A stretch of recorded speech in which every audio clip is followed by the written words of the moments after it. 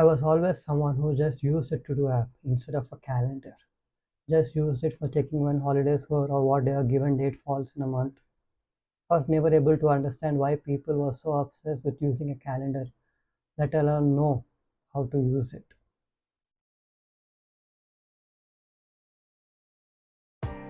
Before using a calendar, all the events that I had to get done in a given day, I used to store in my brain or in my to-do app. I know it was not an efficient solution and had an issue of forgetting, and to prevent that I used to mentally repeat all the events that I have to do, like I have to go home, do this, go home, do this, so that I do not forget to do those events.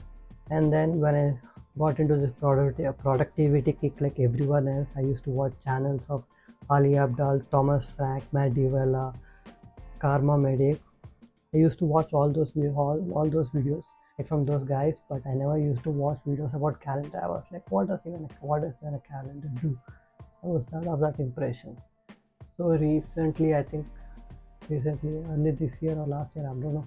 When was the time exactly? Ali Abdal put out a video called Trident Calendar System, and it used to talk and it talked about several things. And one thing that resonated with him, even if you have like one thing that resonated with me was, you have a thing that you have to do everything day and doesn't make sense to put in a calendar, put that. And that clicked with me. Clicked. So then I started using the calendar more, but still I was like, it's not like a proper use of calendar did not feel right. So I tried several things. After several trials and error, I finally figured out what calendar means to me, what the calendar is. I figured out a calendar gives something to my life that I sorely need. It gives me clarity, and that is priceless. A calendar lets me do two things. One, it gives me bird's eye view of the day. Like when I look at it in the morning, and then in the given time slot, I can do more or less things of the task. I do want to mention the schedule that I'm talking about right now is the one that I'm coming back to. Why? Because I tried a different schedule for a couple of weeks. I tried experimenting with a new schedule where I used to work out in the morning instead of when I usually do, that is in the evening. I try to experiment like with things that are going well and try to tweak them, so see where I can improve. And it was one experiment which did not work very well, and it didn't work because of two reasons. One, like when I used to go in the morning, there was too much crowd, too many people. There's not even space to exercise properly. So that's one thing. And another thing, getting up in the morning is a difficult task in itself. You need to, some days you might not want to wake up, and then on top of that, you need to have the energy to resist the temptation to skip gym that day. So that used to become very difficult for me. So coming back to the calendar, I just want to talk about how we're gonna start, how we are gonna create a calendar. First, write down the core activities that you have to do that maybe work for you. And for me, it is coding, cooking, working on these YouTube videos right now, and gym. This was a schedule that I first created when I was working as a intern in a hospital during my final year of my course, and after which I adapted it because I was preparing for an exam, and then again slightly tweaked it to reflect the current realities. So first, write down non-negotiables like your work and other commitments that you have to do. Just take the calendar, put them in. These are the things that you're going to do that are going to have to be done every single day. Next, write down when do you want to sleep and when do you want to wake up. For me, I try to hit around 7.5 hours sleep every single day, so I keep the times at around 10:30 and 10 to 10:30 in the night, and waking up after 6:30. So I try to follow these times. So again, I just add that to the calendar, sleep times, or you can just leave it blank if you want to prepare. Then after adding this, you have all this free space. These are the space that you can play with. Sometimes you might realize, oh shit, I have more time than I actually thought. That might be surprising. So now you have the time that where you can do the activities that you want. What are those activities? We're gonna make a list of all the activities that we might want to do. So we have two criteria for that. Write all the things that you know are right, but you might not necessarily like to do. and will help you become the person you want to be, like help you achieve that version of yourself that you keep dreaming yourself. Whatever the activities that you need to work on, try to. Second is, after you whittle down the list, then one more thing I want to suggest is, sometimes you just might not have enough time to do all those activities in a given day. Okay, so what you can do is you can spread them over a couple of days. For example, you might want to meditate every day, but sometimes you might not have the time. So you can do every alternate days, and the remaining days you can just fill in with the activities that you like. Then one more thing I want to touch upon here is energy levels. Now, before coming to energy levels, I do want to mention that when you spread an event over multiple days, you might feel like, oh, I'm not making enough, taking enough action or making enough progress on a single day. But this, on the other hand, will force you to be consistent. And being consistent and taking action is always a good thing.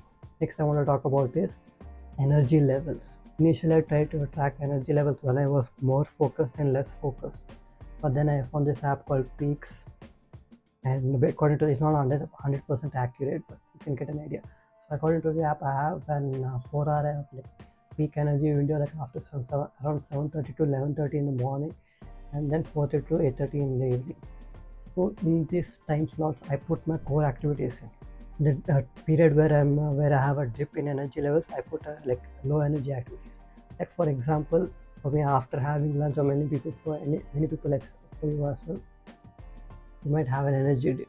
So in this period of time, I try to put a time slot for watching, like playing games, or like watching YouTube, playing games, a TV show, whatever in this period, because low energy activities.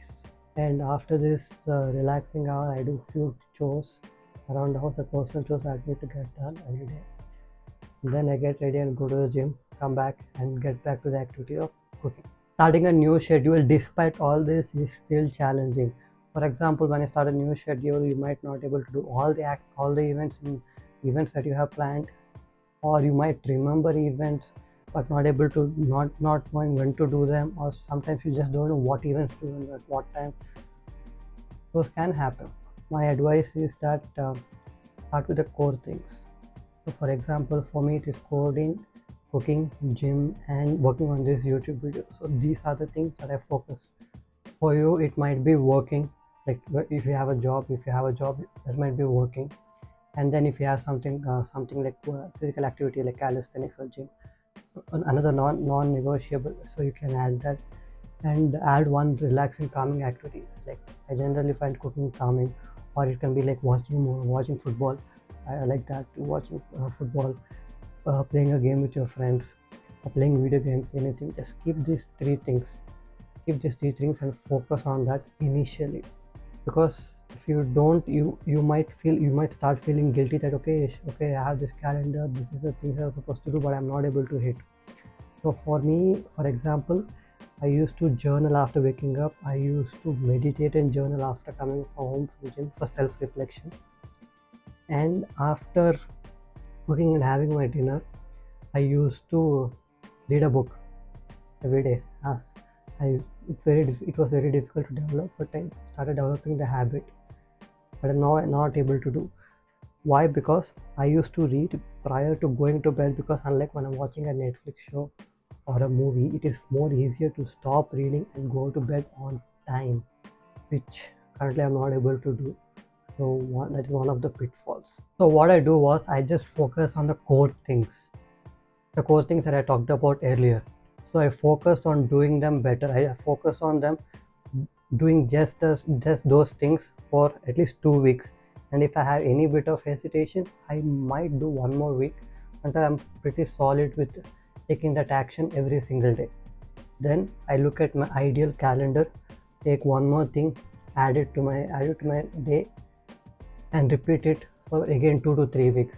Then slowly I continue to add until I build out my calendar. This is what I do. Then one more thing that I want to touch upon here is visibility of the calendar event. For example, I have an iPhone from which I'm recording right now. So I have different focus modes on it. I love focus modes. So one thing that's common across all focus modes is that on the top widget above the time, I have calendar widget, so I can quickly glance what is going to come up next. Then sometimes I also, like, what I do is I prop up my iPad on the side, so I have my task, like to do app on the left side and my calendar app on the right hand side. So at quick glance, okay, I have these tasks. These are apparently in this time slot, so that's what I correlate. Or if you want, or if you have a Mac or a like general Windows laptop, you can add a widget or something to the menu bar or menu bar or the taskbar, or widget to the home screen. Anything works, whatever that is, it's up to you. As long as you're aware of the events that are going to come up, that's what matters. During this entire process, that a realization that I had, and which informs how I look at a calendar right now, is that calendar is just a guideline, and which gives me clarity, so I can just focus on taking action. That's it, nothing else. It doesn't need to do anything else. And also, while implementing this calendar and trying to take action every single day, the thing I realized, one more realization, okay, um, realization was that some days during a time slot you might hit all the events, but another days you might not hit everything, and you might be feeling guilty that, okay, shit, I did not hit anything in this slot. But that's okay, as long as you take some action towards the goals, the right, as long as you work on the right things day in day out, that's what matters. And with that, I'm gonna end this video and see you in the next one. Weird ending, I'm still working on that.